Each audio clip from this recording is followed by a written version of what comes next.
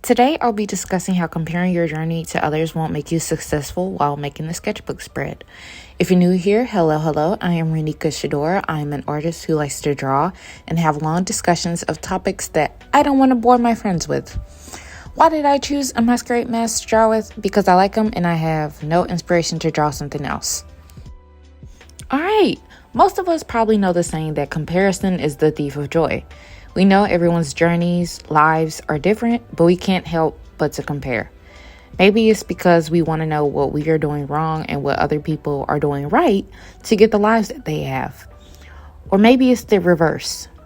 Maybe we compare our lives to say, hey, at least my life is not as bad as theirs, or to put ourselves on some sort of pedestal. I can definitely say I've been guilty of both lately. As an artist who is trying to be a content creator, I have heard advice along the lines of, oh, just follow the trends, or look at the top creators in your field, look at the creators you follow, research what you like about them, and do something similar. I don't think that is terrible advice, and I do think that advice can work, especially for people just starting out. If a person doesn't know what aesthetic they want for their channel, maybe they can compare aesthetics between creators they follow.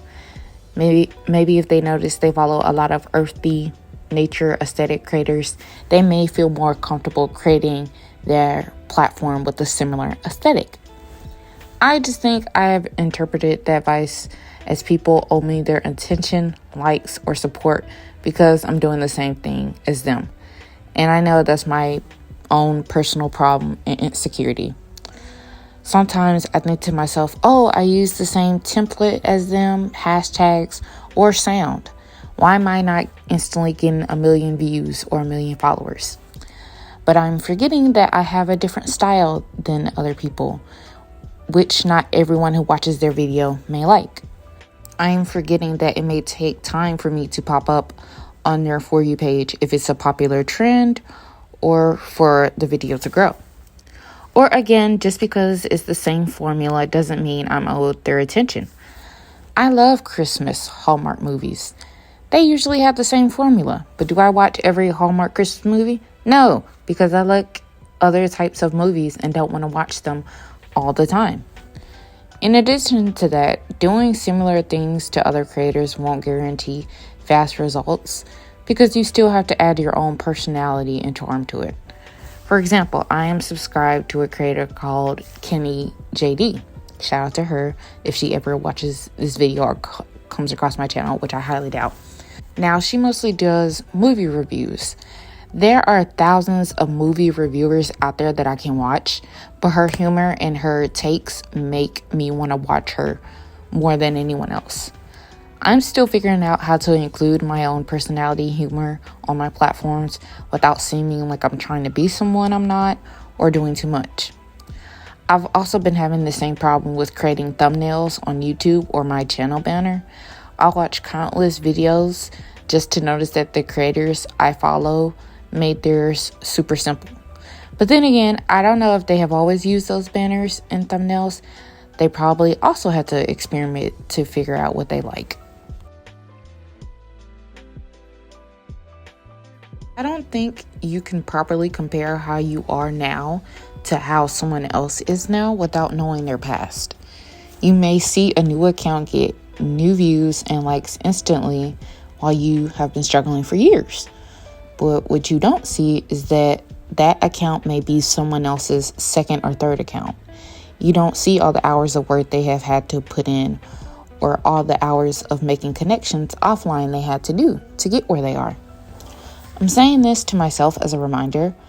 I created another art account on Instagram in 2023, and that same year I opened a TikTok account. I'm still trying to figure out my style and aesthetic while keeping my brand up to date, if that makes sense. But I haven't hit 1,000 followers.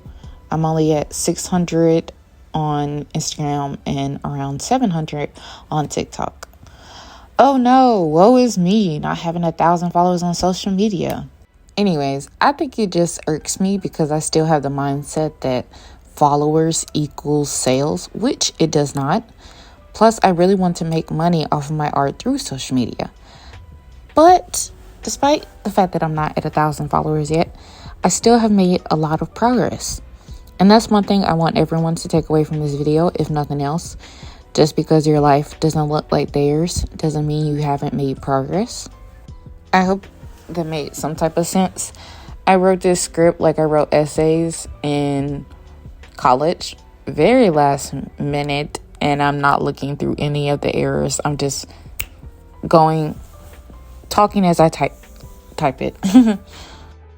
Anyways, I don't just want to talk about comparison in terms of social media only. I want to talk about comparison in life in general. I've briefly discussed my troubles in finding jobs online.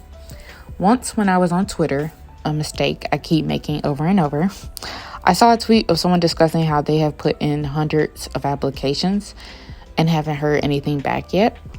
Someone replied essentially saying they need to put in hundreds of applications every week or at least 10 applications every day. I don't remember it word for word. I just remembered that I highly disagreed with that statement, which I'm pretty sure was rage bait. But anyways, like I mentioned before, I believe we compare ourselves to say our life isn't as bad as everyone else's. At the time of that Twitter thread, I only had 60 to 7 applications on Indeed. But that whole thread made me feel like I had to put in at least 100 job applications to show that I have a right to be angry. But it doesn't matter if someone applied to 10 more jobs than me or 30 less jobs than me. If I don't like it or if I'm uncomfortable with my situation, I can be upset if I want to.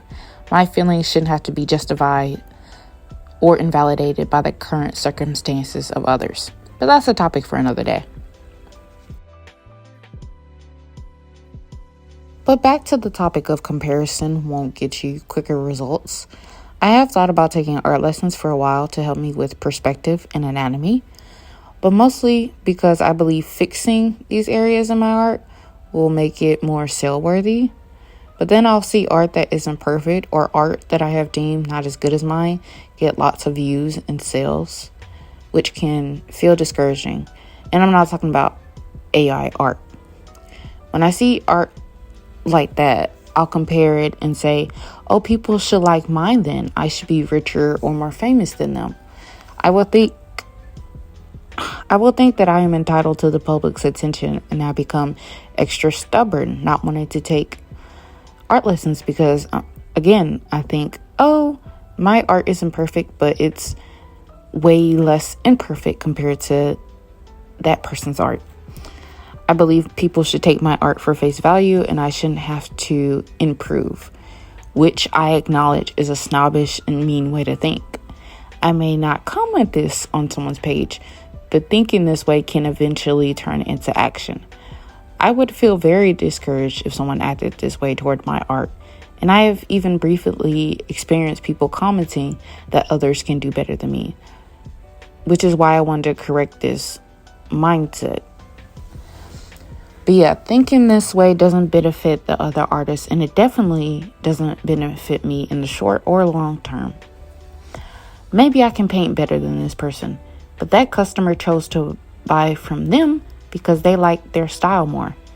Plus, there is plenty of customers with different tastes to go around. It's like cooking. Does my grandfather make the best chocolate cake in the whole world? Maybe not according to the chocolate experts in Paris. But if I had to choose between a chocolate cake from the bakers in Paris or my grandfather's, I would always choose to eat the chocolate cake my grandfather makes 11 times out of 10. Now, I do acknowledge that not all comparisons are bad. This is not me saying you shouldn't compare things at all. For example, if you're wrapping a present too loosely, maybe you should compare your way to your cousin's way to make the wrapping tighter. I am just reiterating that comparing won't guarantee that you will achieve instant success. I don't know why I can't say that word. You have to acknowledge that there may be more than one way to achieve results. What works for you may not work for someone else, and what works for someone else may not work for you. A little bit of a side tangent. I am a casual K-pop listener. I'm just there for the music, but also the outfits and poses that could go on my Pinterest board. Anyways, Every time groups make very cheery pop songs that don't sit well among people on social media, a lot of fans will go, oh, but if Twice made this song, you guys would be gagging. Or everybody would love it if Blackpink made this song. I mean, it happens in music in general. Like, for example, if an artist changes genres and people hate it, Beyonce always has to be brought into the conversation. Now, I don't completely disagree with the statement that if certain artists made certain songs, that people would love it more. There are songs that I acknowledge that if Twice or Beyonce made instead, I will listen to them repeatedly. But it doesn't mean I hate the original artist or the song. But it's just because I believe they could add their own twists that would make me enjoy the song more, or I believe the song fits other artists more. I am reminded of how my family tries to compare my siblings to me, as I am the oldest and I hate it so much. In school, I was on honor roll and I was very active in our church. I also had and have a small business with my art. My parents will sometimes say stuff like, why can't your sister be more like you? Or your sister drew something, maybe she can be an artist like you. Or if my sister gets in trouble or is having trouble with her grades, they just tell her or tell me how she just needs to work harder. She's being lazy. If you can do it, she can do it. And it's like, you're not understanding that we are completely different people and that the way we learn or need to learn is very, very different. And I try to shut down those comparisons as often as I can. I don't want my family's comparisons to affect my relationship with my sisters. I don't want my sisters to believe they have to follow in the same steps as I did to achieve great things. I don't want my sisters to believe they should be someone other than themselves to appease my parents. And I also don't want them to put my parents' perception, like my parents' approval, on a pedestal as much as I have done. I'm glad my parents are proud of my accomplishments, and I'm glad that I have their support now. But my whole life, I felt like I had to perform for them to feel appreciated. Even now, it's hard for me to tell when I'm performing for people or being myself. I want my sisters to choose their own path. I don't want them to have the same mental struggles that I did to appease my parents. And I don't want them to feel like an outsider to the family. Plus, getting good grades like me doesn't mean they will turn out to be great people. Doing the same activities, having the same interests, doesn't mean that they can't be great. Coloring or drawing doesn't mean they have to have the same career path as me, or that they will have the same career plan as me. I hope my sisters see that they can be great by being themselves no matter what comparisons my parents may draw. I am just really annoyed by the notion that following the same routine as another person will guarantee you will have success, or that it means you will be a great person in general. In regards to social media platforms, people forget that luck has to be factored in, and even I forget that. Everyone has their own timing, I believe. But I do believe that with everyone having their own timing, maybe it can be like, oh, maybe it's not your time to be a YouTuber. Maybe it's your time to be a musician or a teacher, you know? Also, there are a lot of great singers, a lot of great creatives on YouTube, but not many will reach 1 million followers. And very few of those are universally known. Now, I know I'm not saying anything that hasn't been said before. I know you may be like, Renika, I've heard this before, or someone said it better. Trust me, I know. The number of times I've heard someone say, just be yourself, or variations of it, is probably a larger number than the number of hairs on my head. But how many times have we heard the same advice but refused to follow it? I mean, how many times do we hear, don't rush, take your time, or don't speed on the road, but we do it anyway. It's because we believe we will be the exception. Over 8 billion people in the world, and we all believe we'll be the exception. Imagine that. Now, this topic can definitely be applied to relationships as well. I've decided to decrease my time on Twitter because I've been comparing my body too much to celebrities I follow. I sought out Twitter mostly because I follow majority of celebrities on Twitter. And I see a lot of fan cams of celebrities I follow. I do want to lose weight, but I want to make sure I check my mindset before I get into the physical part. Anyways, I'm trying to get rid of the thought that I have to lose weight to find a boyfriend or a husband. Someone who genuinely loves me and cares about me won't care about my weight, especially if my weight isn't a genuine health concern. But I've seen so much advice online of how people have to change things about themselves to have a healthy relationship. Now, I do agree people grow in relationships. I do agree there are negative traits and thoughts that need to be destroyed to get a healthy relationship. But I'm talking about the advice I see online consisting of don't have long nails, don't have short hair, don't wear this type of clothing, women shouldn't be loud, don't eat this type of food, blah, blah, blah. Just because you like or don't like these things in a relationship doesn't mean everyone should feel the same way. Maybe you can have a healthy relationship with a loud extrovert, but maybe somebody else can't. Applying someone else's standards to your life won't guarantee a happy, healthy relationship or life for yourself. I hope this discussion can cause you to do some inner reflection and cause you to see what areas have you allowed comparison to steal your joy from. I know I mentioned a lot of areas, but I'm trying to stop comparing my life to my friends so much. A few of my friends have received great news lately. I said congratulations to them, and I am genuinely happy for them. But I could be happier for them if I wasn't comparing my situation. I don't ever want my friends to feel like they can't talk about their great news with me because of my current circumstances. Now is their time, and I will have my time later. Or we can both have our time for different things. Maybe I am looking for a job, and they have a job right now. I can be happy for them. But I can also be happy about the fact that I graduated college and that I'm growing on social media. I can find other things to be grateful for while still actively looking for a job and being happy for my friend. I am hoping I'm making some type of sense. I know it's maybe hard to understand me with my mumbling and southern accent.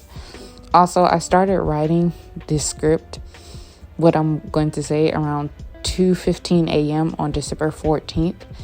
And I am just now finishing it and recording around 12:30 a.m. So almost an entire day. Womp womp. These are all the personal examples I have to give on this topic. So here are some quotes I will leave with you. Admire someone else's beauty without questioning your own. Confidence isn't walking into a room thinking that you are better than everyone.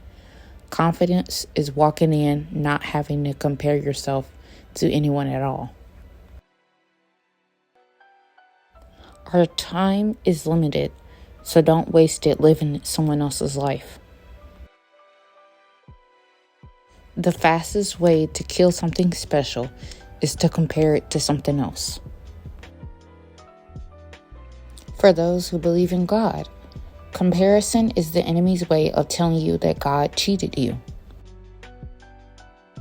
Remember that God said to not be conformed to this world. God's plan for your life is not to be compared to his plan for anyone else. Okay, actually one last thing before I end this video. I know I said this earlier, but I just want to reiterate this. I don't think that all comparisons are bad. I just want to say I do acknowledge that nuance exists. I know exists. Sorry, I feel like I said that weird. I know there's nuance. I know nuance could be applied to every single conversation, to every single topic. So before anyone's like, oh, Renika, what about this comparison? What about this? I know. If you are trying to figure out which dish soap, works best for your dishes, I get making that comparison. Or, comparing which laptop works. Compare little things like that. I think that is fine.